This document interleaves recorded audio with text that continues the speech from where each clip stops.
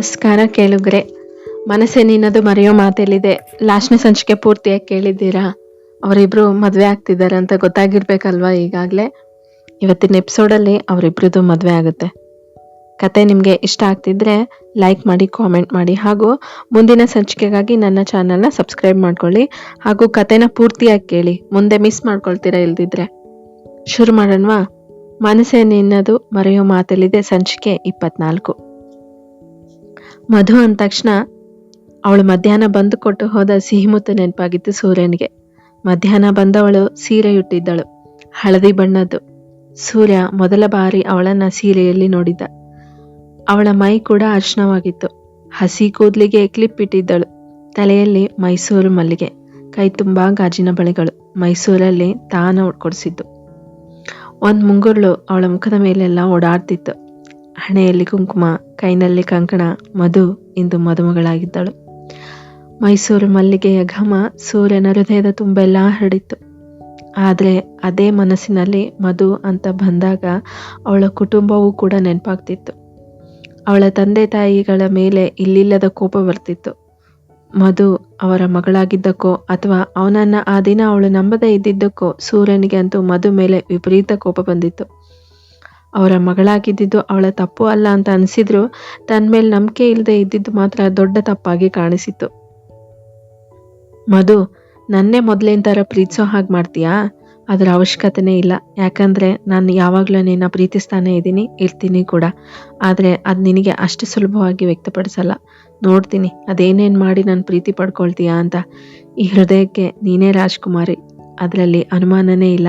ಆದರೆ ಅದರ ಸಿಂಹಾಸನ ಮಾತ್ರ ಅಷ್ಟು ಬೇಗ ಸಿಗಲ್ಲ. ಇಷ್ಟು ದಿನ ನನ್ನೇ ಆಟ ಆಡಿಸಿದ್ಯಲ್ವಾ, ಇನ್ಮೇಲೆ ನನ್ನ ಆಟ ಶುರು ಕಣೆ. ಒಂಟಿತನ ಅಂದ್ರೇನು, ಅನಾಥ ಹುಡುಗರು ಹೆಂಗಿರ್ತಾರೆ ಅನ್ನೋದನ್ನ ನಾನು ತೋರಿಸ್ತೀನಿ. ನಿನ್ನಿಂದ ನಿನ್ನ ಅಪ್ಪನೂ ಬುದ್ಧಿ ಕಲಿಬೇಕು, ಹಾಗೆ ಮಾಡ್ತೀನಿ ಎಂದುಕೊಳ್ಳುತ್ತಾ ನಿದ್ರಾದೇವಿಗೆ ಶರಣಾದನು. ಮರುದಿನ ಬೆಳಿಗ್ಗೆ ಮನೆಯಲ್ಲಿ ಮದುವೆಯ ಸಂಭ್ರಮ. ಅನಿಕೇತ್ ಖುದ್ದಾಗಿ ಸೂರ್ಯನನ್ನ ರೆಡಿ ಮಾಡಿದ್ದ. ಲೋ, ಈ ಗಡ್ಡ ಎಲ್ಲ ತೆಗೆದು ಕ್ಲೀನ್ ಶೇವ್ ಮಾಡ್ಕೊಳ್ಳೋ. ನೋಡು, ಒಳ್ಳೆ ಲವ್ ಫೇಲ್ಯೂರ್ ಆದ ಹುಡುಗನ ತರ ಕಾಣಿಸ್ತಿದ್ಯಾ. ಇಷ್ಟಪಟ್ಟಿದ್ದು ಹುಡುಗಿ ಮದ್ವೆ ಆಗ್ತಿದ್ಯಾ, ಮಿರಿ ಮಿಂಚೋದ್ ಬಿಟ್ಟು ಏನೋ ನೀನು. ಮಗನೇ, ಹುಡುಗಿನ ಇಷ್ಟಪಟ್ಟಿದ್ದು ಆಗ, ಈಗಲ್ಲ. ಅವಳಿಂದ ಆದ ಅನಾಹುತವೇ ಸಾಕಾಗಿದೆ. ಇನ್ನೊಂದ್ಸಾರಿ ಈ ತರ ಕಾಡ್ಸಿದ್ರೆ ಸರಿ ಇರಲ್ಲ ನೋಡು. ಅಷ್ಟಕ್ಕೂ ಫೇಲ್ ಆಗಿರೋದು ಲವ್ ಅಲ್ಲ ಕಣೋ, ಲೈಫ್. ಲೋ, ಸಾಕ್ ಮಾಡು. ಸ್ವಲ್ಪ ನಗ್ತಾ ಇರು. ನಿನ್ ಮದ್ವೆ ಕಣೋ ಇವತ್ತು. ನೀವಿಬ್ರು ಲೈಫ್ ಲಾಂಗ್ ಜೊತೆ ಇರೋಕೆ ಇದು ಮೊದಲನೇ ದಿನ. ಬರೀ ಸವಿ ನೆನಪು ಇರ್ಬೇಕು. ನಾಳೆ ನೀವಿಬ್ರು ಮುದುಕರಾದ್ಮೇಲೆ ನಿಮ್ ಮದ್ವೆ ಫೋಟೋ ನೋಡುವಾಗ, ನಾನು ಆಗ ಇನ್ನೂ ಚೆನ್ನಾಗಿ ಪೋಸ್ ಕೊಡ್ಬೋದಿತ್ತು, ಶೇವಿಂಗ್ ಮಾಡ್ಕೊಳ್ಬೋದಿತ್ತು ಅಂತೆಲ್ಲ ನೆನ್ಪು ಮಾಡ್ಕೊಂಡು ನೀನು ನಿನ್ ಹೆಂಡತಿ ಎಲ್ಲ ಅನಿಕೇತ್ನಿಂದಾನೇ ಆಗಿದ್ದು, ಚೆನ್ನಾಗಿ ರೆಡಿನೇ ಮಾಡಿಲ್ಲ ಅಂತ ಬೈಕೋಬಾರ್ದು ಅಲ್ವಾ? ಸೂರ್ಯ ಸೀರಿಯಸ್ ಆಗಿ ಒಂದು ಲುಕ್ ಕೊಟ್ಟ. ಆಯ್ತಪ್ಪ, ನಿನ್ ಮದ್ವೆ ನಿನ್ನಿಷ್ಟ. ಹಾಗ್ಬಾ ದಾರಿಗೆ. ಭಾವ, ಭಾವ. ಏನು ಭಾವನಾ? ಯಾರಪ್ಪ ಇದು ಎಂದು ಇಬ್ಬರು ಡೋರ್ ಹತ್ರ ತಿರುಗಿ ನೋಡಿದಾಗ ಸಿಂಚನ ನಿಂತಿದ್ದಳು. ಅರೆ, ನೀವಿನ್ನೂ ರೆಡಿಯಾಗಿಲ್ವಾ? ಅಕ್ಕ ಆಗ್ಲೇ ರೆಡಿಯಾಗಿ ತುಂಬಾ ಹೊತ್ತಾಯ್ತು. ಹುಡ್ಗ ಆಗಿ ಇಷ್ಟೊಂದು ಸ್ಲೋನಾ? ಹಲೋ ಮಿಸ್ ಚೋಟ್ ಮೆಣಸಿನ್ಕಾಯಿ, ಯಾರ್ ತಾವು? ಅನಿಕೇತ್ ಪ್ರಶ್ನಿಸಿದ. ನಾನು ಸಿಂಚನ ಅಂತ. ಮಧು ನನ್ನ ಸ್ವಂತ ಅಕ್ಕ ಮಿಸ್ಟರ್ ಮೆಣಸಿನ್ಕಾಯಿ ಹೇಳಿದಳು. ಎಲ್ಲ ಇವಳ ನನಗೆ ಅಂತೀಯೇನೆ? ನೀವು ಅಂದಿದ್ದಕ್ಕೆ ನಾನು ಅಂದಿದ್ದು. ಸರಿ ಸರಿ, ಮುಹೂರ್ತಕ್ಕೆ ಟೈಮ್ ಆಯ್ತು, ಹುಡ್ಗನ್ ಕರ್ಕೊಂಡ್ ಬನ್ನಿ. ಹೇ ಲೇಡಿ ಪೂಜಾರಿ, ಬಾರೆ ಇಲ್ಲಿ, ಸೂರ್ಯ ಕರೆದ. ಎಸ್ ಭಾವ, ಏನಾದ್ರೂ ಬೇಕಿತ್ತಾ? ಮೊದ್ಲು ಭಾವ ಅನ್ನೋದು ನಿಲ್ಸು, ಕೇಳೋಕಾಗ್ತಿಲ್ಲ. ಓಕೆ, ಭಾವ ಅನ್ನಲ್ಲ. ಯಾಕೆ ಅನ್ಬಾರ್ದು ಸೂರಿ? ಏನು ಸೂರಿನ? ಯಾರು ಹೇಳಿದ್ದು ಆ ಥರ ಕರಿ ಅಂತ? ಇನ್ಯಾರು? ನನ್ನ ಅಕ್ಕ ಆಕರ್ಷ್ ಇದಾನಲ್ವಾ ಕೆಳಗೆ, ಅವನು ಅಕ್ಕನ ಫ್ರೆಂಡು. ಅದಕ್ಕೆ ನಾನು ಕೂಡ ಅವನನ್ನ ಫ್ರೆಂಡ್ ಅಂತಾನೆ ಕರೆಯೋದು. ಅದಕ್ಕೆ ಅಕ್ಕಂಗೆ ಕೇಳ್ದೆ, ಮದ್ವೆ ಆದ್ಮೇಲೆ ನಿನ್ ಗಂಡನ ನೀನ್ ಏನಂತ ಕರಿತೀಯಾ ಅಂತ. ಅದಕ್ಕೆ ಅವಳು ಅಪ್ಪನಿಗೆ ಅಮ್ಮ ರೀ ಅಂತ ತಾನೇ ಕರೆಯೋದು, ಅದಕ್ಕೆ ನಾನು ಅದೇ ತರ ಕರಿತೀನಿ ಅಂದ್ಲು. ಹಾಗಿದ್ರೆ ನಾನು ರೀ ಅಂತ ಕರಿಲ ಅಕ್ಕ ಅಂದೆ. ಅದಕ್ಕೆ ಹೇ ಬೇಡ, ಹಂಗೆಲ್ಲ ಕರಿಬೇಡ, ನಾನ್ ರೀ ಅಂತೀನಿ, ನೀನ್ ಸೂರಿ ಅನ್ನು, ಓಕೆನಾ ಅಂದ್ಲು ಎಂದು ಹುಬ್ಬೇರಿಸಿದಳು. ತೆಗೆದು ಬಾರಿಸಿದ್ರೆ ಹೆಂಗಿರುತ್ತೆ? ಸೂರಿ ಅಂತೆ ಸೂರಿ, ಭಾವ ಅಂತಾನೆ ಕರಿ, ಅದೇ ಎಷ್ಟೋ ವಾಸಿ. ಓಕೆ ಸೂರಿ, ಸಾರಿ ಭಾವ. ಹಾ ಸರಿ ಸರಿ, ನೀನ್ ಹೋಗಿರು, ಬರ್ತೀನಿ. ಏನೋ ಮಗ ಇವಳು ಇಷ್ಟು ಜೋರಿದ್ದಾಳೆ, ಈಗ್ಲೇ ಹಿಂಗೆ, ಇನ್ ಮದ್ವೆ ಆದ್ರೆ ನಾಳೆ ಗಂಡನ ಹುರಿದು ಮುಕ್ಕಿಬಿಡ್ತಾಳೆ. ನೀನಿರು, ನಾನ್ ಕೆಳಗೆ ಏನಾಗ್ತಿದೆ ಅಂತ ನೋಡಿ ಬಂದು ನಿನ್ ಕರಿತೀನಿ, ಆ ಕೆಳಗ್ ಬರುವಿ ಅಂತೆ ಎಂದು ಅನಿ ಕೆಳಗೆ ಹೋದನು. ಸೂರ್ಯ ತನ್ನ ಇಬ್ಬರು ತಾಯಿಯ ಫೋಟೋ ನೋಡಿ ನನಗೆ ಆಶೀರ್ವಾದ ಮಾಡಿ ಎಂದು ಕೇಳಿಕೊಳ್ಳುತ್ತಿದ್ದನು. ಕಣ್ಣಲ್ಲಿ ಅರಿವಿಗೆ ಬಾರದಂತೆ ನೀರು ತುಂಬಿತ್ತು. ಆಗ ಮತ್ತದೇ ಗೆಜ್ಜೆ ಶಬ್ದ. ಮಧುನ ಅಂದುಕೊಳ್ಳುತ್ತಾ ಹಿಂದೆ ತಿರುಗಿದ. ಅವಳೆ, ಅವನ ಪಟ್ಟದರಸಿ. ಮದ್ವೆ ಅಲಂಕಾರದಲ್ಲಿ ಮಹಾರಾಣಿಯ ಹಾಗೆ ಕಂಗೊಳಿಸುತ್ತಿದ್ದಳು. ಸಿಂಪಲ್ ಆಗಿ ಮುದ್ದ ಕಾಣಿಸ್ತಿದ್ಯಾ ಮಧು ಎಂದು ಮನಸ್ಸಲ್ಲೇ ಅಂದುಕೊಂಡನು. ಆದ್ರೆ ಅವಳ ಎದುರಿಗೆ ಹೇಳುವಷ್ಟು ದೊಡ್ಡ ಮನಸ್ಸು ಮಾಡಲಿಲ್ಲ. ಏನೇ ಬಂದಿದ್ದು ಎಂದ ಗಡುಸಾಗಿ. ಅದು ನೀವು ಶೇವಿಂಗ್ ಮಾಡ್ಕೊಂಡಿಲ್ಲ ಅಂತ ಗೊತ್ತಾಯ್ತು. ನನ್ನ ತಂಗಿ ಹೇಳಿದ್ಲು. ಅದಕ್ಕೆ ಮಾಡ್ಕೊಳ್ಳಿ, ಚೆನ್ನಾಗಿ ಕಾಣಿಸ್ತೀರಾ ಅಂತ ಹೇಳೋಕ್ ಬಂದೆ. ಓ, ನೀನ್ ದೊಡ್ಡ ಮಹಾರಾಣಿ ನೋಡು, ಅಪ್ಪಣೆ ಮಾಡಿದ್ರೆ ನಾವು ನಿನ್ ಮಾತು ಕೇಳ್ಬಿಡ್ಬೇಕಾ? ಹೋಗೆ ಸುಮ್ನೆ. ಮಧು ಸಪ್ಪೆ ಮೊರೆ ಹಾಕಿಕೊಂಡು ಹೋಗುತ್ತಿದ್ದಳು. ನಿಂತ್ಕೊಳ್ಳೆ ಅಲ್ಲಿ. ನಿಂತುಕೊಂಡಳು. ತಿರುಗು ಈ ಕಡೆ. ಮಧು ತಿರುಗಿ ಸೂರ್ಯನನ್ನೇ ನೋಡುತ್ತಿದ್ದಳು. ನೀನೇನ್ ಅನ್ಕೊಂಡ್ಬಿಟ್ಟಿದೀಯಾ? ನಿನ್ನೆ ಹಾಗೆ ಮುತ್ಕೊಟ್ಟು ಹೋಗ್ಬಿಟ್ರೆ ನಾನೇನಾದ್ರೂ ಕೇಳಿದ್ನಾ? ಈ ತರ ಸಲ್ಗೆ ಎಲ್ಲ ಇಟ್ಕೋಬೇಡ. ನಿನ್ ಮಿತಿ ಎಷ್ಟೋ ಅಷ್ಟ್ರಲ್ಲೇ ಇರು. ಆಗಲ್ಲ ಅಂದ್ರೆ ಹೋಗಿ ಈ ಮದ್ವೆ ಇಷ್ಟ ಇಲ್ಲ ಅಂತ ಹೇಳ್ಬಿಡು. ಇಲ್ಲಿ ನಿನ್ನ ಯಾರು ಒತ್ತಾಯ ಮಾಡಿಲ್ಲ ಮದ್ವೆ ಆಗ್ಬೇಕು ಅಂತ. ಮಧು ಮಾನಸಿಕವಾಗಿ ಮೊದಲೇ ಸೂರ್ಯ ಎಷ್ಟೇ ಅವಮಾನ ಮಾಡಿದ್ರೂ ಸಹಿಸ್ಕೊಂಡು ಅವನ ದಾರಿಯಲ್ಲೇ ಹೋಗಿ ಅವನನ್ನ ಸರಿ ಮಾಡಬೇಕು ಅಂತ ನಿರ್ಧಾರ ಮಾಡಿದ್ದರಿಂದ ಅವನ ಮಾತಿಗೆ ಸೊಪ್ಪು ಹಾಕಲಿಲ್ಲ. ಅವನ ಹತ್ತಿರಕ್ಕೆ ಬಂದು, ನೋಡಿ ಸೂರ್ಯ, ನನಗೆ ಯಾರು ಒತ್ತಾಯ ಮಾಡೋ ಅವಶ್ಯಕತೆಯೇ ಬೀಳಲಿಲ್ಲ. ಯಾಕಂದ್ರೆ ನಾನು ತುಂಬಾ ಇಷ್ಟಪಟ್ಟೆ ಈ ಮದ್ವೆ ಆಗ್ತಿರೋದು. ಇನ್ನು ಸ್ವಲ್ಪ ಹೊತ್ತಲ್ಲಿ ಈ ಕುತ್ತಿಗೆಗೆ ನಿಮ್ ಕೈಯಾರೆ ಕಟ್ಟೋ ತಾಳಿ ಬೀಳುತ್ತೆ. ಆಗ ಬರೀ ಮುತ್ತು ಕೊಡೋಷ್ಟ ಸಲುಗೆ ಅಷ್ಟೇ ಅಲ್ಲ, ಅದಕ್ಕೂ ಹೆಚ್ಚಿನ ಸಲುಗೆಯೇ ಸಿಗುತ್ತೆ ಎಂದು ಅವನ ಕೆನ್ನೆಗೆ ಹಣೆಗೆ ತನ್ನ ತುಟಿಯನ್ನು ಒತ್ತಿ, ಸದ್ಯಕ್ಕೆ ನನ್ ಮಿತಿ ಇಷ್ಟೇ ಇರೋದು. ನಿಮ್ಗಿದು ಇಷ್ಟ ಆಗಿಲ್ಲ ಅಂದ್ರೆ ಕೆಳಗೆ ಹೋಗಿ ನನ್ ಮುದ್ದು ಮಧು ಈ ಹಣೆಗೆ ಕೆನ್ನೆಗೆಲ್ಲ ಮುತ್ತು ಕೊಟ್ಲು. ನನಗೆ ಈ ಮದ್ವೆ ಇಷ್ಟ ಇಲ್ಲ ಅಂತ ಬೇಕಿದ್ರೆ ಹೇಳಿ ಹೋಗಿ, ಇಲ್ಲಿ ಯಾರೂ ಒತ್ತಾಯ ಮಾಡಲ್ಲ ಎಂದವಳನ್ನ ಕೈ ಹಿಡಿದು ರೂಮಿನಿಂದ ಆಚೆ ದಬ್ಬಿ ಬಾಗಿಲು ಹಾಕಿ ಹಿಡಿದುಕೊಂಡಿದ್ದ ಉಸಿರನ್ನ ಹೊರಗೆ ಬಿಟ್ಟು, ಯಪ್ಪ, ಇದೇನ್ ಹುಡುಗಿನ ಯಾವ ರೇಂಜಿಗೆ ಸ್ಪೀಡ್ ಆಗ್ಬಿಟ್ಟಿದ್ದಾಳೆ. ಈ ಕೋತಿ ಮೊದ್ಲೆಲ್ಲ ಈ ರೀತಿ ಇಲ್ಲೇ ಇಲ್ವಲ್ಲ. ಇವಳು ಹಿಂಗೆ ಇದ್ರೆ ಆಯ್ತು, ಇನ್ನೊಂದ್ ವರ್ಷದಲ್ಲಿ ನನ್ನ ಅಪ್ಪನ್ನೂ ಮಾಡ್ಬಿಡ್ತಾಳೆ. ಮೊದ್ಲೆಲ್ಲ ನಾನ್ ಹತ್ರ ಹೋದ್ರೆ ಹೆದರ್ಕೊಳ್ತಾ ಇದ್ದವಳು ಈಗ ಬೋನಸ್ ಮೇಲ್ ಬೋನಸ್ ಅನ್ನೋ ತರ ಕೊಡ್ತಾನೇ ಇದ್ದಾಳೆ ಎಂದನು ತನ್ನ ಕೆನ್ನೆ ಸವರಿಕೊಳ್ಳುತ್ತ.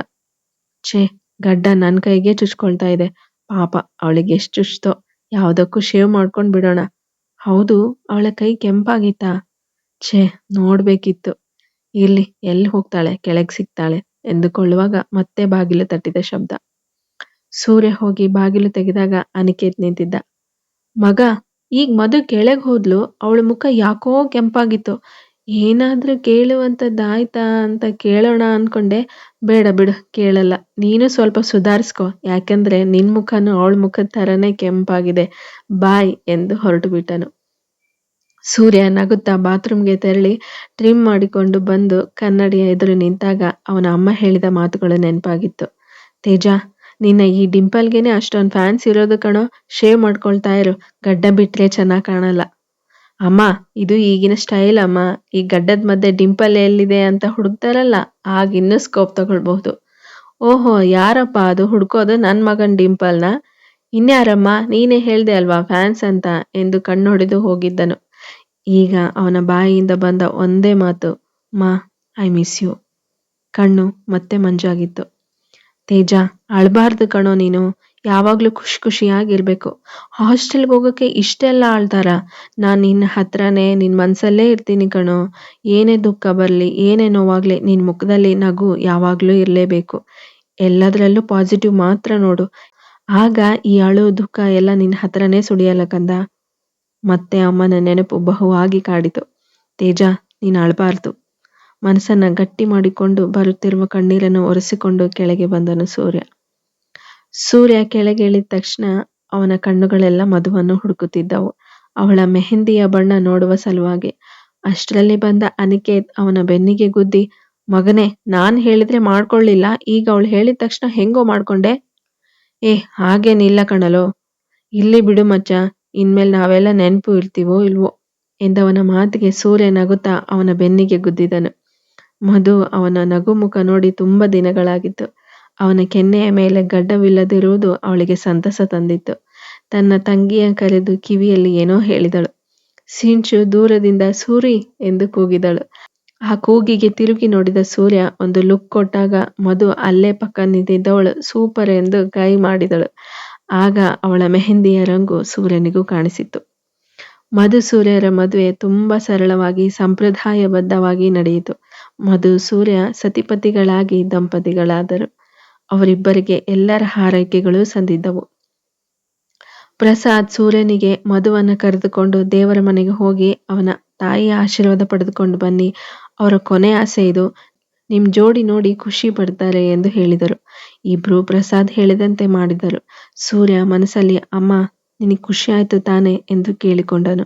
ಮಧು ಮನಸ್ಸಲ್ಲಿ ಎಲ್ಲವನ್ನೂ ಎದುರಿಸುವ ಶಕ್ತಿ ಕೊಡಿ ಎಂದು ಏನೋ ನಿರ್ಧರಿಸಿದಂತೆ ಕೇಳಿಕೊಂಡಳು. ನಂತರ ಇಬ್ಬರೂ ದೊಡ್ಡವರ ಆಶೀರ್ವಾದ ತೆಗೆದುಕೊಂಡಿದ್ದರು. ಆದರೆ ಸೂರ್ಯ ಮಾತ್ರ ಮಧು ತಂದೆ ತಾಯಿಗಳ ಮುಂದೆ ಬಗ್ಗಲೇ ಇಲ್ಲ. ಅದು ಮಧುವಿನ ತಾಯಿಗೆ ಅಸಮಾಧಾನ ತಂದಿತ್ತು. ಸೂರ್ಯನಿಗೆ ಎಲ್ಲರ ನಡುವೆ ಒಂಥರ ಇರಿಸು ಮುರುಸು. ಆದರೂ ಮಧು ತನ್ನ ಪಕ್ಕ ಇರುವುದಕ್ಕೆ ಎಲ್ಲವನ್ನೂ ಸಹಿಸಿಕೊಂಡಿದ್ದ. ಅವನಿಗೆ ಅಂದು ಆ ಕ್ಷಣಕ್ಕೆ ಅವಳನ್ನು ಪ್ರೀತಿಸಿದ್ದು ತಪ್ಪೆನಿಸಿದರೂ ಅವಳ ಮೇಲಿನ ಪ್ರೀತಿ ಚೂರು ಕಮ್ಮಿಯಾಗಿರಲಿಲ್ಲ. ಕಾರಣ ಎಲ್ಲದರಲ್ಲೂ ಪಾಸಿಟಿವ್ ಮಾತ್ರ ಕಾಣು ಎಂದು ಹೇಳಿದ್ದ ಅವನ ಅಮ್ಮನ ಮಾತುಗಳು ಅವನ ಮೇಲೆ ತುಂಬ ಪ್ರಭಾವ ಬೀರಿದ್ದವು. ಇದರ ಅರ್ಥ ಅವರ ತಪ್ಪಿಗೆ ಶಿಕ್ಷೆ ಕೊಡುವುದು ಎಂದಲ್ಲ, ಅವರು ಮಾಡಿದ ತಪ್ಪಿನಿಂದ ಇನ್ನೊಬ್ಬರು ಎಷ್ಟು ನೋವು ಅನುಭವಿಸಿದ್ರು ಎಂದು ತೋರಿಸಿಕೊಡುವುದಾಗಿತ್ತು. ಅದೇ ಕಾರಣಕ್ಕೆ ಮಧುವಿಗೆ ತನ್ನ ಮಾತಿನಿಂದ ನೋವು ಮಾಡುತ್ತಿದ್ದನು. ಮದುವೆ ಮುಗಿದಿದ್ದ ಸಂಜೆ ಮತ್ತೆ ಎಲ್ಲರೂ ಒಟ್ಟಿಗೆ ಸೇರಿ ಏನೋ ನಿರ್ಧರಿಸುತ್ತಿದ್ದರು. ಇಬ್ಬರದ್ದು ಇನ್ನೂ ಓದುವ ವಯಸ್ಸಾದ್ದರಿಂದ ಇಂದು ರಾತ್ರಿ ನಡೆಯಬೇಕಿದ್ದ ಪ್ರಸ್ತವನ್ನ ಮುಂದೂಡುವ ನಿರ್ಧಾರ ಮಾಡಿದ್ದರು. ಅದಕ್ಕೆ ಯಾರೊಬ್ಬರೂ ಎದುರುತ್ತರ ಕೊಡಲಿಲ್ಲ. ಎಲ್ಲರಿಗೂ ಅದೇ ನಿರ್ಧಾರ ಸರಿ ಎನಿಸಿತ್ತು. ನಾಳೆಯೇ ಎಲ್ಲರೂ ಮನೆಯಿಂದ ಹೊರಡುವ ನಿರ್ಧಾರ ಮಾಡಿದರು. ಮಧುವಿನ ತಾಯಿ ಮಧುವಿಗೆ, ಮಧು ನಿನ್ ಲಗೇಜ್ ಎಲ್ಲ ಪ್ಯಾಕ್ ಮಾಡ್ಕೊ, ನಾವು ಹೋಗುವಾಗ ನಿನ್ PGಲಿ ಬಿಟ್ಟು ಹೋಗ್ತೀವಿ. ವಿಡಿಯೋ ಬಗ್ಗೆ ಎಲ್ಲ ಕೆಟ್ಟ ಕನ್ಸು ಅಂತ ಮರೆತು ನಿನ್ನ ಅಭ್ಯಾಸದ ಕಡೆ ಗಮನ ಕೊಡು ಎಂದರು ಎಲ್ಲರ ಎದುರಲ್ಲೇ. ಆದ್ರೆ ಅದಕ್ಕೆ ಮಧು, ಇಲ್ಲ ಅಮ್ಮ, ನಾನು ಈ ಮನೆಯಲ್ಲೇ ಇರ್ತೀನಿ. ನಾನು ಆಗ್ಲೇ ನನ್ನ ಎಲ್ಲ ವಸ್ತುಗಳನ್ನ ತಂದ್ಬಿಟ್ಟಿದ್ದೀನಿ. ನಾನು ಮತ್ತೆ PGಗೆ ಹೋಗಲ್ಲ. ಮಧು ತಂದೆ ತಾಯಿ ನಿಜಕ್ಕೂ ಶಾಕ್ ಆಗಿದ್ದರು. ಶ್ರೀನಿವಾಸ್, ಏನಮ್ಮ ಮಧು ನೀನು, ಏನ್ ಮಾತನಾಡ್ತಿದ್ಯಾ ಅನ್ನೋ ಅರಿವಿದೆಯಾ? ಪಪ್ಪ ಪ್ಲೀಸ್ ನನ್ನ ಬಲವಂತ ಮಾಡಬೇಡಿ, ನಾನು ಸೂರ್ಯನ ಬಿಟ್ಟು ಎಲ್ಲೂ ಹೋಗಲ್ಲ. ಮಧು, ನಿಮ್ಮಿಬ್ರದ್ದು ಇನ್ನೂ ಓದೋ ವಯಸ್ಸಮ್ಮ, ಅರ್ಥ ಮಾಡ್ಕೊ. ಜೊತೆಗಿದ್ದು ನಾಳೆ ಏನಾದ್ರೂ ಅನಾಹುತ ಆದ್ರೆ ಇಬ್ರು ಭವಿಷ್ಯಕ್ಕೂ ಪೆಟ್ಟು ಕಣಮ್ಮ. ಮಧು ಹಠ ಬಿಡದಿದ್ದಾಗ ಅವಳ ತಾಯಿ ಕೆನ್ನೆಗೆ 2 ಬಾರಿಸಿದ್ದರು. ಏನ್ ಹುಚ್ಚತನ ನಿಂದು? ಯಾರ್ದೋ ಕೊನೆಯ ಅರಸೆಗೋಸ್ಕರ ಅರೆ ಮನಸ್ಸಿನಿಂದ ನಿನ್ ಮದ್ವೆ ಮಾಡಿದ್ದಾಗಿದೆ. ಇನ್ನು ನಿನ್ ಭವಿಷ್ಯ ಹಾಳಾಗುವುದನ್ನು ನನ್ನ ಕೈಲಿ ನೋಡೋಕ್ಕಾಗಲ್ಲ. ಕೋಪದಲ್ಲಿ ಏನೇನೋ ಮಾತಾಡಿದ್ದರು. ಇಷ್ಟು ಹೊತ್ತು ಸುಮ್ಮನೆ ಕುಳಿತಿದ್ದ ಸೂರ್ಯ ಎದ್ದು ಬಂದು, ನೋಡ್ರಿ, ನಾಲಿಗೆ ಬಿಗಿ ಹಿಡಿದು ಮಾತನಾಡಿ. ಅವರು ಯಾರೋ ಅಲ್ಲ, ನನ್ನ ತಾಯಿ. ಸುಮ್ಮನೆ ಇದ್ದೀನಿ ಅಂತ ಅವ್ರ ಬಗ್ಗೆ ಏನೇನೋ ಮಾತಾಡಿದ್ರೆ ನಾನ್ ಸುಮ್ಮನೆ ಇರಲ್ಲ. ಇಲ್ಲಿ ನಿಂತಿದ್ದಾರಲ್ಲ ಈ ದೊಡ್ಡ ಮನುಷ್ಯರು, ಇವರೇ ಮಾತು ಕೊಟ್ಟದ್ದು ನನ್ನ ತಾಯಿ ತನ್ನ ಕೊನೆ ಆಸೆ ಹೇಳಿದಾಗ ಎಂದು ಅವನ ಮಾವನನ್ನ ತೋರಿಸಿದನು. ಅವತ್ತೇ ಆಗಲ್ಲ ಅಂದಿದ್ರೆ ಆಗಿತ್ತು, ಇಲ್ಲಿ ಯಾರು ಇವಳೇ ಬೇಕು ಅಂತ ಅಳ್ತಾ ಇರ್ಲಿಲ್ಲ ಎಂದನು ತುಂಬಾ ನೋವಿನಿಂದ. ಅಂದು ಇಬ್ರು ಸೇರಿ ನನ್ನ ಹೆತ್ತ ತಾಯಿಯ ಸಾವಿಗೆ ಕಾರಣ ಆದ್ರಿ. ಇಂದು ನಿಮ್ ಮಾತಿನಿಂದ ಈ ತಾಯಿಯ ಸಾವಿಗೂ ಕಾರಣ ಆದ್ರಿ. ನಿಮ್ ಮದ್ವೆಯಿಂದ ನನ್ನ ಹೆತ್ತ ತಾಯಿ ಭವಿಷ್ಯ ಹಾಳು ಮಾಡುವಾಗ ಈ ಜ್ಞಾನ ಇರ್ಲಿಲ್ಲ ನಿಮ್ಗೆ. ಬೇರೆಯವರು ಹೇಗಾದ್ರೂ ಇರ್ಲಿ, ನಿಮ್ ಮಗಳ ಭವಿಷ್ಯ ಮಾತ್ರ ಹಾಳಾಗ್ಬಾರ್ದು, ಚೆನ್ನಾಗಿರ್ಬೇಕು ಅಲ್ವಾ? ಮದ್ವೆ ಆಗ್ಬೇಕಿತ್ತು, ಆಯ್ತು ಅಷ್ಟೇ. ಯಾವನಿಗ್ ಬೇಕು ಇವಳು, ಕರ್ಕೊಂಡು ಹೋಗ್ರಿ, ಇನ್ಮೇಲೆ ನಿಮ್ ಮಗಳು ನಿಮ್ಮಿಷ್ಟ ಎಂದು ತನ್ನ ರೂಮ್ಗೆ ಹೊರಟು ಹೋದನು. ಮಧುವಿಗೆ ಅವನಂದ ಮಾತಿನಿಂದ ನೋವಾದರೂ ಕೋಪದಿಂದ ಆಡಿದ್ದು ಎಂದು ಸಮಾಧಾನಿಸಿಕೊಂಡಿದ್ದಳು. ನೋಡಮ್ಮ, ಮದ್ವೆ ಮಾಡಿಕೊಟ್ಟಾಗಿದೆ. ದಯವಿಟ್ಟು ನನ್ನ ಪಾಡಿಗೆ ನಾನು ಬಿಟ್ಬಿಡಿ. ನಾವಿಬ್ರು ಹೆಂಗೋ ಇರ್ತೀವಿ. ಈ ಸಮಯದಲ್ಲಿ ನಾನು ಸೂರ್ಯನ ಜೊತೆ ಇರೋದೇ ಮುಖ್ಯ. ಇದನ್ನ ಪದೇ ಪದೇ ಹೇಳೋಕ್ಕಾಗಲ್ಲ ನನಗೆ ಎಂದು ರೂಮ್ಗೆ ಹೋಗಿದ್ದಳು. ಪ್ರಸಾದ್ ಮತ್ತು ಪ್ರೇಮ ಮಧ್ಯಸ್ಥಿಕೆ ವಹಿಸಿ ಅವರಿಬ್ಬರ ಮಾತಿನಿಂದ ನೊಂದಿದ್ದ ಶ್ರೀನಿವಾಸ್ ತಾರಾಗೆ ಸಮಾಧಾನ ಮಾಡಿ, ಸ್ವಲ್ಪ ದಿನ ಅವರನ್ನ ಅವ್ರ ಪಾಡಿಗೆ ಬಿಟ್ಟು ಬಿಡೋಣ. ಆಕರ್ಷ್ ಹೇಗಿದ್ರು ಇಲ್ಲೇ ಇರ್ತಾನಲ್ವಾ, ನಮಗೆ ಅವ್ರ ಸುದ್ದಿ ತಿಳಿಸ್ತಾನೆ ಅಂದಾಗ, ಹೌದಾ ಆಂಟಿ, ಇಬ್ರು ಮನ್ಸಿಗೂ ತುಂಬಾ ನೋವಾಗಿದೆ. ಈ ಟೈಮ್ನಲ್ಲಿ ನಮ್ಮ ಆಸೆಗಳನ್ನ ಬಲವಂತವಾಗಿ ಅವರಿಗೆ ಹೇರಬಾರ್ದು. ನಿಮ್ಗೆ ಮದುವಿನ ಸಮಾಚಾರ ನಾನು ತಿಳಿಸ್ತಾ ಇರ್ತೀನಿ. ಹೌದು ತಾರೆ, ಸದ್ಯಕ್ಕೆ ಅವ್ರ ಪಾಡಿಗೆ ಅವ್ರು ಇರ್ಲಿ. ಅವರವರ ಮಧ್ಯೆ ಇರೋ ಗ್ಯಾಪ್ ಜಾಸ್ತಿ ಆಗೋಗ್ಬಿಟ್ರೆ ಈ ಮದ್ವೆಗೆ ಅರ್ಥವೇ ಇರಲ್ಲ. ಅವ್ರ ಜೊತೆ ಇದ್ದಷ್ಟು ಒಬ್ರಿಗೊಬ್ರು ಅರ್ಥ ಮಾಡ್ಕೊಳ್ತಾರೆ, ಪ್ರೇಮ ಹೇಳಿದರು. ಎಲ್ಲ ಸೇರಿ ನಾಳೆ ಬೆಳಿಗ್ಗೆಯಾದಂತೆ ಈ ಮನೆ ಖಾಲಿ ಮಾಡಿಬಿಡೋಣ. ಅವ್ರಾಗೆ ನಮ್ಮನ್ನ ಹತ್ರ ಸೇರ್ಸೋವರೆಗೂ ಅವ್ರ ಹತ್ರ ಸುಳಿಯೋದು ಬೇಡ ಎಂದು ತೀರ್ಮಾನ ಮಾಡಿದರು. ಅಂತೆಯೇ ನಡೆದುಕೊಂಡಿದ್ದರು ಸಹ. ಮುಂದುವರಿಯುವುದು. ಕತೆ ಇಷ್ಟ ಆಗ್ತಿದ್ರೆ ಲೈಕ್ ಮಾಡಿ, ಕಾಮೆಂಟ್ ಮಾಡಿ ಹಾಗೂ ನಿಮ್ಮ ಸ್ನೇಹಿತರ ಜೊತೆ ಶೇರ್ ಮಾಡಿ. ಮತ್ತೆ ನನ್ನ ಚಾನಲ್ನ ಸಬ್ಸ್ಕ್ರೈಬ್ ಮಾಡ್ಕೊಳ್ಳೋದನ್ನ ದಯವಿಟ್ಟು ಮರಿಬೇಡಿ. ಧನ್ಯವಾದಗಳೊಂದಿಗೆ ಖುಷಿ.